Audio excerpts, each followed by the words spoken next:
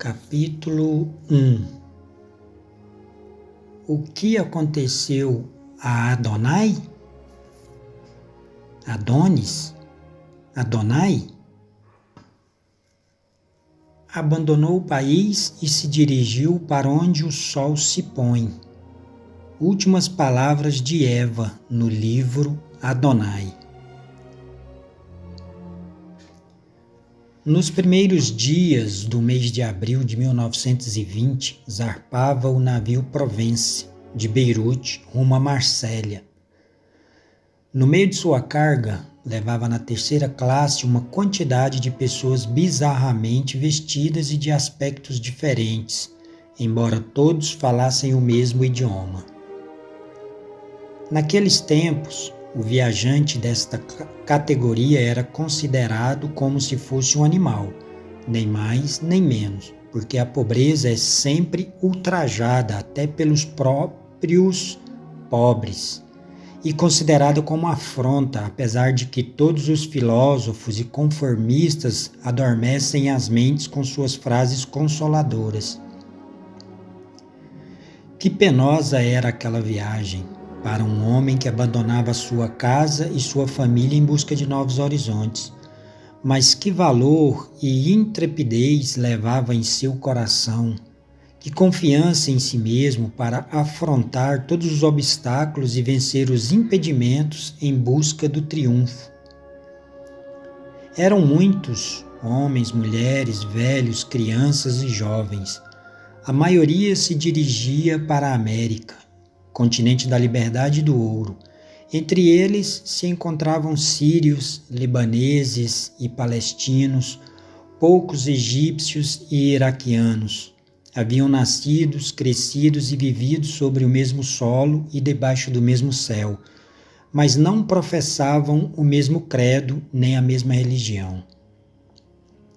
Nesse navio estamos entre maometanos, xiitas, sunis, católicos, ortodoxos, nussaris, judeus, drusos, ismaelitas, yazidis e que mais? Somente Deus o sabe. A vestimenta era uma espécie de Babel. Devemos seguir a mesma interpretação do exegeta bíblico na compreensão de Babel, em formas e coloridos. Uns vestiam calções muito largos, sherual, mantos talhados, gumbás, e outros a europeia, de diferentes modas e idade.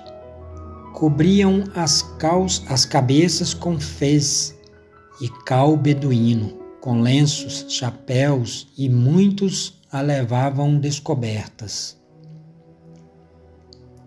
E as mulheres? Elas são mais inventivas do que os homens em matéria de vestir. Não se deve falar disso porque seria um tema de nunca acabar. Uns sentados, alguns de pé e outros apoiados sobre as balaustradas de ferro, contemplavam o mar, a cidade e o país que deixavam. Mulheres que amamentavam seus filhinhos, mães que choravam, jovens de ambos os sexos suspiravam por um amor abandonado ou fracassado. Todos guardavam um silêncio sepulcral, como se estivessem em um velório. A triste separação espreme os corações para sangrá-los e converter o sangue em gotas brancas que se derramam pelos olhos. É a tirana e cruel separação que divide a vida em duas para lançá-las no caos da desesperação e da morte. Provence seguia afastando-se da costa libanesa e os olhos dos viajantes continuavam cravados nos velhos cumes das montanhas do Líbano. O fio da visão se enfraquecia paulatinamente para romper-se por fim com um cortante e doloroso ai. Ai, sílaba composta de duas letras somente. Tem o poder de descrever com toda a eloquência o estado interno pleno de tristeza e de angústia. Aquele ai lançado no espaço por algumas gargantas era desbordante, manifestação de dor, que enchia os corações torturados pela tirania nostálgica. Ai, repetia-se como eco em várias bocas, mas nada permanece quieto nem revoltoso na natureza. O coração humano se rebela ante a desgraça, se desespera, porém, quando compreende que o infortúnio não tem remédio, busca os lenitivos na filosofia da conformidade e do determinismo. Assim Deus o quis, este é o destino, isto está escrito. A separação da pátria é como uma goma elástica que, à força de se esticar, se torna extensa, mas por fim desaparecem os cumes nevados e, como cansados, soltam a ponta da goma, o que dá uma lambada no nariz do viajante que ainda continua esticando-a. Ai, grita, o nariz sangra, os olhos se enchem de lágrimas e em seguida reina o silêncio. Se o leitor não sofre de maresia, o convidamos a acompanhar-nos em alto mar. Provence seguia sua rota, cortando as águas e deixando atrás uma linha branca espumosa, qual uma ferida que manava sangue em suas bordas. Desaparecia a terra, e não se via senão água e céu.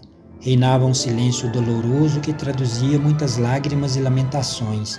Enquanto isso, se desenhava a bombordo a uma figura de um jovem completamente imóvel, como uma estátua que contemplava com toda atenção os longínquos cumes. Estava de pé e apoiava o braço esquerdo sobre a barra de ferro do navio. Era alto, trigueiro e simpático. Estava impecavelmente vestido com um terno cinza, cuidadosamente alinhado, como se tivesse saído recentemente da alfaiataria. Desde o começo da viagem, tomou um lugar afastado dos demais passageiros. Não falava a ninguém e, enquanto o navio se afastava da costa, contemplava o país que se esfumava com um olhar sereno. Nos seus lábios se desenhava um ligeiro sorriso enigmático. Seguiu absorto em sua contemplação até que o véu vaporoso das brumas ocultou todo o panorama. Dir-se-ia que estava ensimesmado e extasiado. Pensava e olhava ao longe como se em suas retinas estivesse a figura de um sonho plasmado nas montanhas. Em sua fronte jazia a força da rocha, nos olhos a calma do lago. Na tarde de um verão caloroso,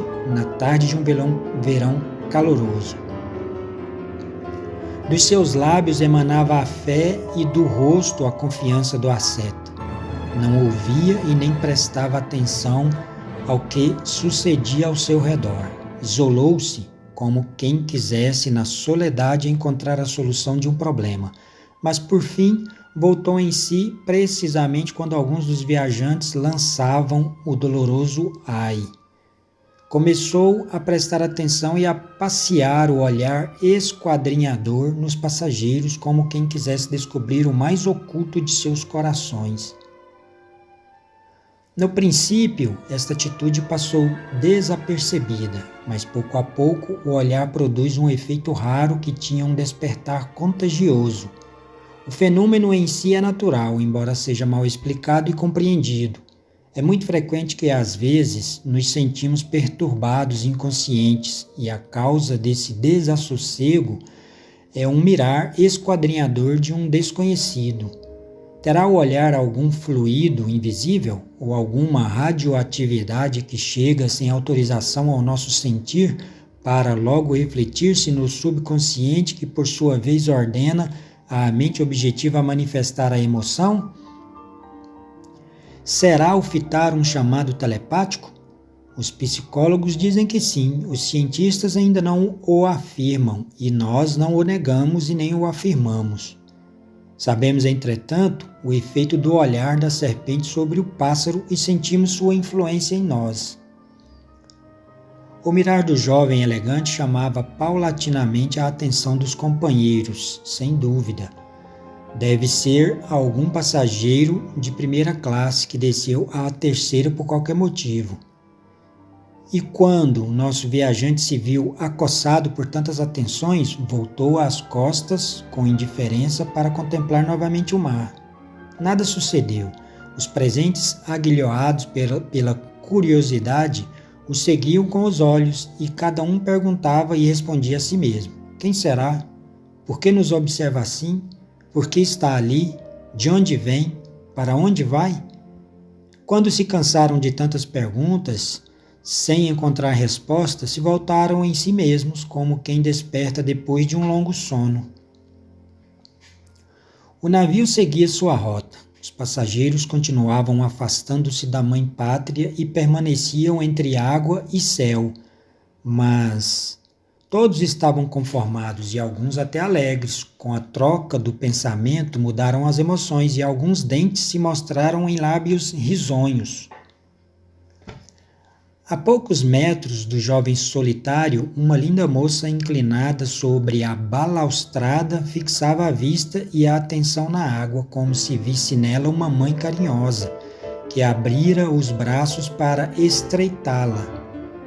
Debulhavam de seus olhos para se misturarem com as irmãs do mar copiosas lágrimas. Para aquela jovem enfrascada em sua dor, nada existia fora de si mesma, nem montanhas longínquas, nem pessoas. Seus sentidos estavam cravados naquela imensidade que lhe chamava e atraía. Em seu interior parecia haver duas entidades em luta. Uma a empurrava para o meio do mar, convencendo-a de que era o melhor caminho para o descanso, e a outra a retinha para provar que a vida é o melhor caminho. O passageiro solitário, a princípio, olhou-a de soslaio e com indiferença, mas após um momento voltou bruscamente a cabeça para ela como se houvesse encontrado algo que merecesse maior cuidado. Em seu semblante desenhavam-lhe sucessivamente emoções diferentes, compaixão no começo, em seguida tristeza, depois surpresa e seriedade e por fim cólera. Com passos lentos e firmes, aproximou-se da desconsolada, pôs a mão sobre o seu ombro e disse em tom de familiaridade: cuidado, senhorita. Você está louca? Que vai fazer? Advirto-lhe que não sei nadar e pode apanhar pneumonia ou resfriado. Que diz? Perguntou perturbada e limpando as lágrimas com um lenço já úmido. Quem é você? Que quer? Continuou em tom áspero e seco ao ver que um homem desconhecido lhe dirigia a palavra com tanta familiaridade. Não se transmudou o interpelado, olhou-a docemente e respondeu. Dizia que aquela nuvem lá no alto, no céu, e que caminha nesta direção logo se dissipará. A vida talvez não seja uma gargalhada contínua, mas é um sorriso pelo menos. As lágrimas são expansões do egoísmo, e o riso é desprendimento e altruísmo. Novamente brilha o sol. Olha que formoso. Não lhe parece que ele é um sorriso de Deus? Mas, hoje em dia, ninguém mais morre de amor.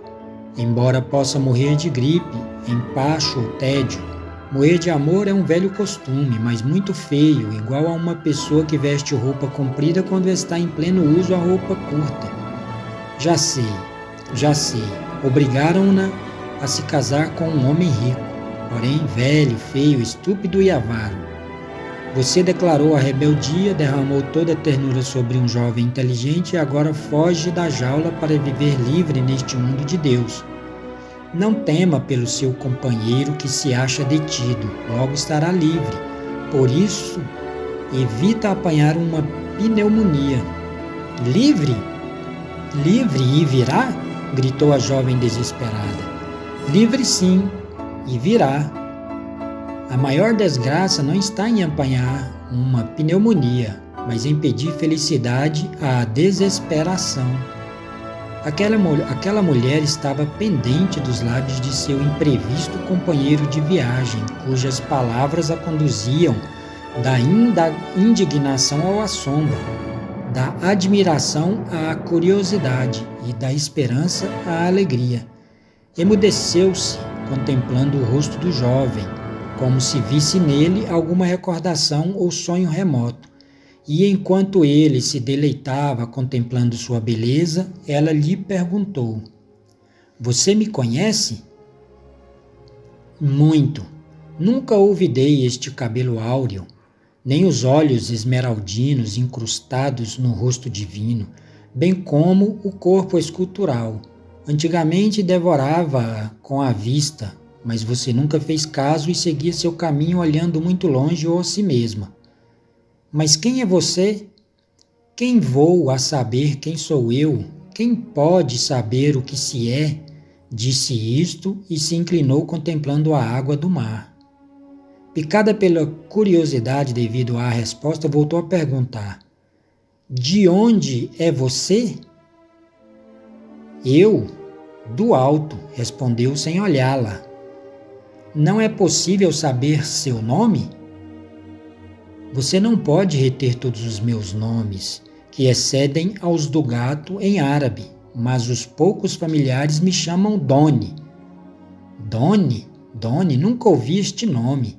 E que culpa tenho eu, senhora Nur? Bem, agora creio que já não tem vontade de tomar um banho de água salgada, até à vista. Encaminhou-se em direção à escada que conduzia ao salão da segunda classe. Nur, assim efetivamente chamava-se a mulher. Ficou imóvel e estupefata.